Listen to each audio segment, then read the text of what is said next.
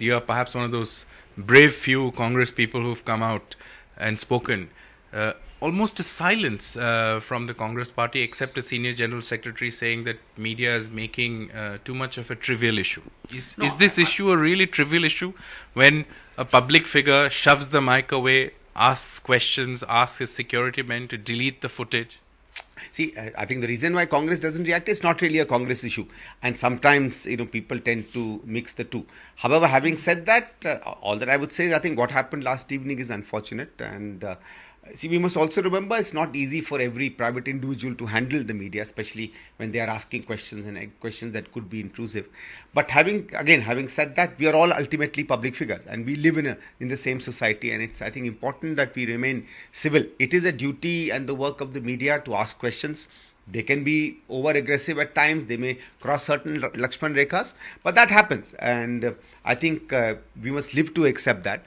But to be able to detain somebody or to say certain things is perhaps not very dignified.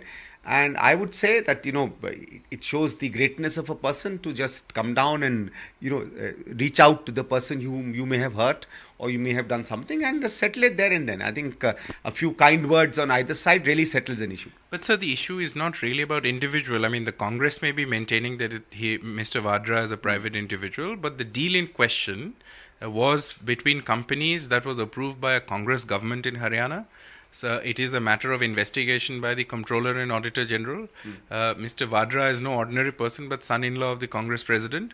So, and in this case, on behalf of the journalistic fraternity, it's not one individual reporter. It's the institution that you're targeting. I mean, if I were there, I would have asked the same questions because you don't get to meet Robert Vadra easily. So if he's giving a soundbite, I might as well ask him, what's his take on the land deal? No, that's okay. You can ask your questions. I see. I'm not holding any court for anybody on this. There is a gentleman who comes into a controversy, right or wrong. That's a separate issue.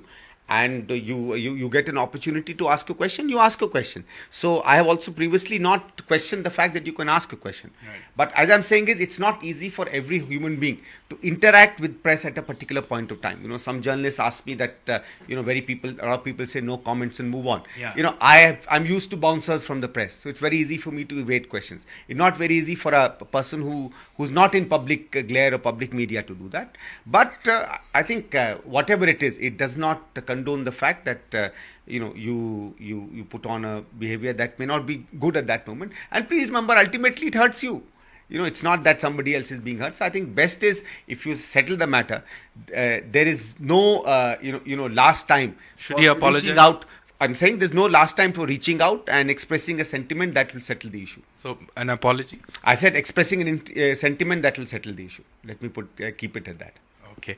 So the other issue that I want to bring up is that today the Prime Minister had held his Mann Ki Baat for the second time today, where he actually reiterated that bringing black money is an article of faith and people of India should trust him. Though he importantly says that neither his government nor the previous government exactly knows how much of black money has been stashed abroad. That's incorrect. Because I remember he told me and many other Indians that he will give each one of us 15 lakh rupees. So he knows precisely how much money is there. Because if he doesn't know, was he telling a lie or is he lying now? That's a question through you I would like to ask the Prime Minister. Exact 3 lakh rupees per person, he said in one speech. 15 lakh per person, he said in another speech. So he knows exactly how much money is lying where and why. And why has he not been able to do that is a question he would like to answer. The Prime Minister has got caught in his own web of lies. And I think this is something that is going to go for a long, long time. All speeches of his, chahe Mann Ki Baat ho, chahe any baat ho, is not going to leave him. I think this is a hole he tried to dig for the Congress. And I have a feeling that this is the first hole he's going to fall into himself. But would you not grant that he said most of these things at election campaign and it may have been one of those campaign flourishes? Fair enough. But, as they say, Hindi mein ki ज़बान से निकला हुआ शब्द बड़ी दूर तक जाता है. So let's see how long it goes, how far it goes. As far as my bank account is concerned, is waiting for the Prime Minister's 15 lakhs to come. So another important question with regard to the Congress. There seems to be a lot of unrest, if I can use the word, down south.